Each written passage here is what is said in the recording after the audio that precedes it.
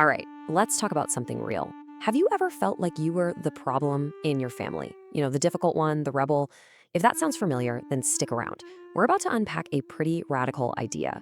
What if being the black sheep wasn't your punishment, but was actually your escape plan? I mean, it's this incredibly confusing feeling, right? It's like no matter what you say, it's the wrong line. No matter what you do, it's the wrong move. And you look over at the rest of your family, and they all seem to fit together so perfectly. But you? You feel like you came from a completely different box.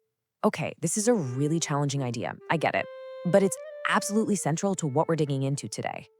The core concept is this: the role you were assigned, it wasn't an accident, not at all. It actually served a hidden and kind of critical purpose for the entire family system. So let's dive in and really understand this trap. Because, and this is key, this isn't about your behavior. It's about the role your family needed you to play so they could keep their own sense of balance. In family systems therapy, they actually have a term for this. It's called the identified patient. And that's the person who gets, designated to carry all the family's dysfunction. So if you've spent your entire life trying to figure out, why don't I fit in? I'm telling you right now, you can stop trying. The system was literally designed to make you the outsider. So, how does this even happen? How does a family create a scapegoat? Well, there's a really powerful psychological mechanism at play here. Okay, think of it like a thermostat in a house.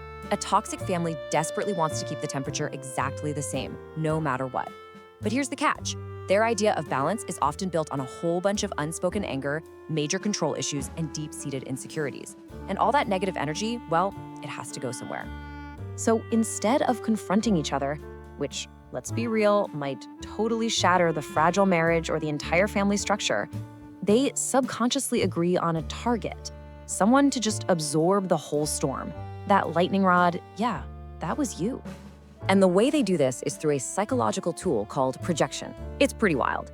A parent looks at you, and instead of actually seeing you, they see all the parts of themselves they absolutely can't stand. Their weakness, their shame, their failures, they just dump it all onto you so that they can feel like they're still pure. So all that hostility you felt, it was never really about you. Your very existence was like a mirror, reminding them of everything they didn't like about themselves. And for them to feel good, they absolutely had to make you bad. Let's look at some real-world examples, because this is where it gets interesting. Were you ever labeled stubborn? Or let's reframe that. Were you simply the one refusing to be controlled in a super controlling system? How about too emotional? Or were you actually the only one brave enough to express the deep sadness everyone else was busy suppressing? Okay, but now let's talk about how this whole thing builds into something even darker. Because you might think, okay, if I just succeed, if I just do well, they'll finally love me. But that's not how the system works, not even close. Your success is a direct threat to their entire narrative. Think about it. If you become happy, healthy, and stable, it proves their whole story, the story that you were the problem, was a complete lie. And if that story collapses, then they'd actually have to look at themselves. And this leads to a super predictable cycle. Just watch what happens. You accomplish something great. Immediately, that challenges their story. So what do? They create drama. A sudden fight right before a big interview, a backhanded compliment on your graduation day, anything to pull you right back into your assigned role as the mess. And that's exactly why they do it. Your healing, it exposes their sickness. Your rise feels like their fall. They literally trained you to feel guilty for your own success, because your failure was essential for their comfort, for their ego. But wait a second, why you? Why were you chosen for this role in the first place? It probably felt like a curse, right? But what if I told you it was actually born from your greatest strength? Think back, even as a kid, you just saw things more clearly, didn't you? You saw the truth hiding behind all the excuses. See, toxic systems, they run on delusion. They run on this collective agreement to just pretend. But you couldn't do it. You couldn't pretend. You were the truth teller. And in a family built on lies, that made you a threat, a huge one. To protect their fragile system, they had to neutralize the one person capable of exposing the whole thing. So what did they do? They called you crazy, oversensitive, so dramatic. They started spreading stories to relatives, to neighbors, turning people against you. And make no mistake, this wasn't just random gossip.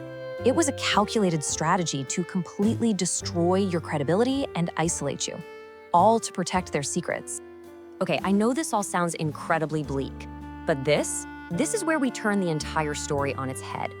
Because being the black sheep, it was never your failure, it was your rescue mission. Just think about it for a second. That constant pain, that feeling of never belonging, it actually served a critical purpose. I mean, if you had been comfortable in that toxic environment, you would have stayed, right? Your siblings, the so-called golden children, who fit in so well, they're often still trapped there. That discomfort you felt, that was the universe's way of pushing you out the door. That rejection was the only force powerful enough to literally eject you from a burning building. They thought they were pushing you out into the cold, all alone. But what they were actually doing was pushing you toward freedom. You see, the black sheep is so often the one who finally breaks generations of trauma. You're the one who gets out. And yeah, you had to trade their approval for your freedom. But take a hard look at their lives. Was their approval really worth the price of your soul?